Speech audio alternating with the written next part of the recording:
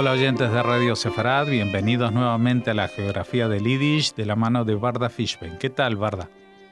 Hola Jorge, hola a los oyentes de Radio Sefarad. Hoy vamos a seguir recorriendo los territorios donde se hablaba Yiddish durante mucho tiempo y llegamos a una ciudad muy importante en Yiddish Kovne, a veces Kovno y hoy en día en lituano Kaunas, ¿no? Así es, Jorge, y tiene tanta importancia en la historia judía y judíos tan destacados nacieron allí que nos obliga a realizar 2 visitas a la ciudad. Esta sería la primera de ellas. Muy bien, empecemos entonces. Bien, está situada en el centro de Lituania y fue parte de la mancomunidad polaco-lituana hasta 1795. Entonces pasó a dominio ruso y durante la Primera Guerra Mundial la anexó a Alemania.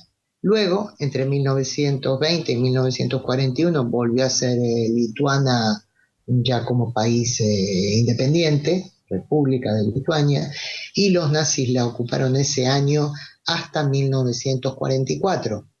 Tras la Segunda Contienda Mundial pasó a dominio soviético hasta que Lituania se independizó como hasta ahora en 1991. Fue fundada como fortaleza en el siglo XI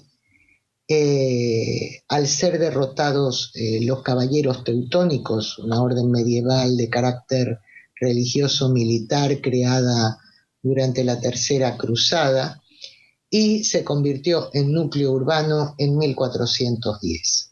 En el siglo XVI se sumó a ese primer centro urbano el vecino pueblecito de Vilijampole, que los judíos llamaron Slobodke, que era una propiedad privada de una familia de la nobleza, los Radziwill. Inicialmente, comerciantes judíos visitaron la ciudad en el siglo XV y algunos se quedaron. Esto provocó, durante las 2 siguientes centurias, bastante competencia hostil entre comerciantes judíos y cristianos, y eso implicó que hubieron varias expulsiones, como ocurrió en los años 1682 y 1753. La mayoría de los expulsados, no obstante, se trasladó a Slobodke, que todavía era un suburbio. Una serie de pogromos con saqueos y agresiones se sucedieron en 1761 hasta que nuevamente se expulsó a los judíos, aunque en esta ocasión el rabino mayor de Slobodke interpuso una demanda contra el municipio ante la Corte Real. La demanda se resolvió en el año 1782, o sea, casi 20 años después, porque medió Karol Stanislav de la familia Radziwill, y el alcalde que había tolerado los disturbios y expulsado a los judíos fue condenado a prisión. Sin embargo, el municipio, la prisión no fue muy larga, fue casi emblemática, casi, digamos, ejemplarizante, pero el municipio fue condenado a pagar una indemnización a la Keilah. Durante la festividad de Purim, cuando leemos la Megilá de Esther, ya muy próxima, en Kovne también se leía la historia de estas expulsiones y su posterior solución por la demanda, con el título de Megilás Kovne. En el recinto, esto se hacía en el recinto de la primera casa de oración que tuvo la localidad. En 1795, cuando Rusia la incorporó, la población local era de unos 8.500 vecinos, de los cuales algo más de 1.500 eran judíos.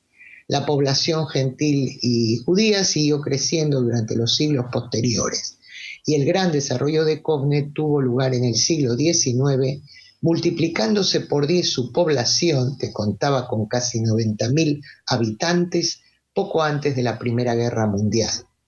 Este crecimiento se vio beneficiado cuando en los inicios del siglo XIX desaparecieron las prohibiciones de residencia y de desempeño de cierto tipo de actividades comerciales para los judíos. Un elemento que contribuyó también a la prosperidad general y a la de la comunidad judía fue la construcción de una nueva carretera Varsovia-San Petersburgo, inaugurada en 1850, más una línea ferroviaria en 1863, y ambas pasaban por la ciudad. Por esa época, Kovne comenzó a ser un importante centro de cultura judía. Nacieron yeshivot, sinagogas y casas de estudio, instituciones asistenciales, como por ejemplo un moderno hospital creado en 1854 con donaciones de comerciantes adinerados de la Keilah. La Keilah compró en 1862 terrenos para un cementerio y creó una Hebra Kadisha, la Sociedad de Enterramientos. Una nueva sinagoga abrió sus puertas en 1871, llamada Ohel Yaakov, y también llamada Sinagoga Coral, porque en ella, además de celebrarse culto, se usaba como espacio para conciertos de orquesta y cantoriales. El rabino Yitzhak Spector, gran erudito y carismático líder, referente no solo en Kovne, sino en toda Rusia, aunque opuesto a la Haskalah, mantuvo buenas relaciones con los seguidores de esta corriente y fundó una yeshiva donde se formaban rabinos y maestros. La otra gran yeshiva fue la creada en Slobodke en 1882, una de las más importantes de Rusia, a la cual llegaron a asistir cientos de alumnos procedentes de Europa Occidental y de Estados Unidos hacia la década de 1920. Aún se creó otra, también por parte del rabino mencionado, Spector. La Haskalah no tuvo demasiada repercusión en Kovne, pero hacia 1840 tuvo algunos representantes destacados, como Abraham Mapu, autor de la primera novela en hebreo escrita en Rusia. Al Instituto de Estudios Secundarios Ruso acudían en 1889 104 niños y 115 niñas, casi un tercio de los jóvenes que estudiaban esa etapa formativa. Los judíos gozaban de prosperidad, ocupándose del comercio, la construcción y tenían también establecimientos industriales. A mediados del siglo XIX también comenzaron a ejercer profesiones liberales después de haber acudido a diversas universidades. De los 34 médicos de Kovne en esa época, 15 eran judíos, así como 12 de los 23 abogados locales. Pero a inicios del siglo XX, el 10% de la población judía necesitaba ayuda de las organizaciones asistenciales comunitarias para vivir. Eso hizo que muchos judíos iniciaran el camino de la emigración, dirigiéndose sobre todo a Sudáfrica y Estados Unidos. El movimiento obrero judío había cobrado fuerza a finales del siglo XIX y el Bund tuvo una importante implantación en Kovne a partir de su fundación en 1897. Por su cercanía con la frontera rusa, Kovne fue un punto vital para el ingreso a la ciudad de propaganda antirrégimen. Los judíos también se implicaron en la política nacional y algunos fueron electos con amplio apoyo de los vecinos. A principios del siglo XX también crecieron instituciones culturales como la Biblioteca Hebrea inaugurada en 1908 para celebrar el centenario del nacimiento del novelista ya mencionado Abraham Mapu. Había otras actividades como la Sociedad Musical Judía o la Asociación de Amantes de la Lengua Hebrea. Al iniciarse la Primera Guerra Mundial, miles de judíos se marcharon de la ciudad. En 1915 el ejército ruso expulsó a los que quedaban, acusándolos de colaborar con Alemania. Luego, unos 9.000 judíos volvieron cuando los alemanes ocuparon Kovne e incluso varios de ellos trabajaron en la administración municipal. En ese entonces se creó un instituto de estudios secundarios judío en lengua alemana que tras la guerra pasó a impartir clases en hebreo.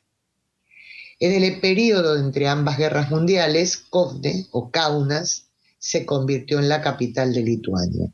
La Keilah tenía entonces entre 35.000 y 40.000 miembros, algo así como una cuarta parte de la población de la ciudad. Las instituciones judías se contaban por decenas, había 40 sinagogas, establecimientos de estudios religiosos superiores como la que hemos dicho, la Yeshiva de Slobodke, conocido en todo el mundo, escuelas que impartían clases en yiddish y en lengua hebrea, un hospital judío y todas las organizaciones sionistas. Hasta aquí vamos a dejar nuestra primera visita a Kovne y como siempre vamos a comentar la vida de algunos de sus más destacados vecinos judíos. Eso entiendo que será en la próxima entrega, ¿no? En la segunda parte. No, ahora empezamos. Muy bien, empezamos. Unos poquitos y en la segunda entrega seguiremos. Vale.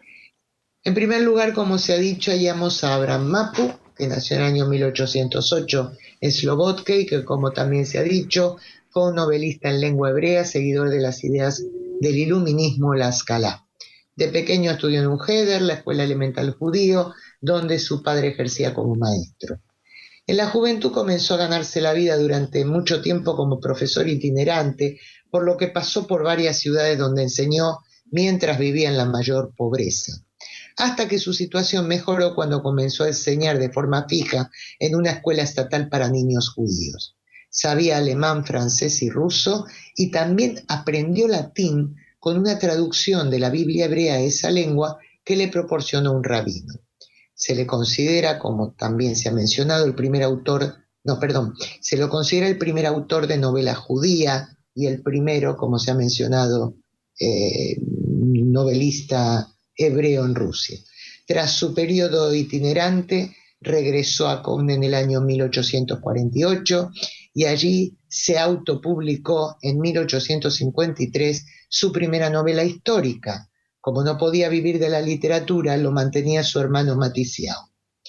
Sus temas literarios bebían de la fuente de la vida idílica, según el autor, en el antiguo Israel, que él contraponía a la dura cotidianeidad del judío del siglo XIX en la diáspora, por lo que su obra contribuyó al crecimiento del movimiento sionista. Su estilo es poético, sencillo y estaba influenciado por la corriente literaria del romanticismo francés. Los títulos de su novela son Ahavat Zion, Amor a Zion, que comenzó a escribir en 1930 y fue la que se autopublicó en 1853, y Ayit Saunoa, El Hipócrita, publicada en 1858. En 1867 se trasladó a Königsberg, en Prusia, debido a una enfermedad, y allí falleció ese mismo año. En Kaunas o Kovno, su ciudad natal, hay una estatua de Mapu y al igual que en Jerusalén y Tel Aviv, una calle lleva su nombre. Otro hombre de letras nativo de Kovno fue el poeta Isaac Rabinovich, nacido en 1846, que comenzó a componer canciones en hebreo desde muy corta edad. Precisamente, Abraham Mapu fue su profesor de gramática hebrea.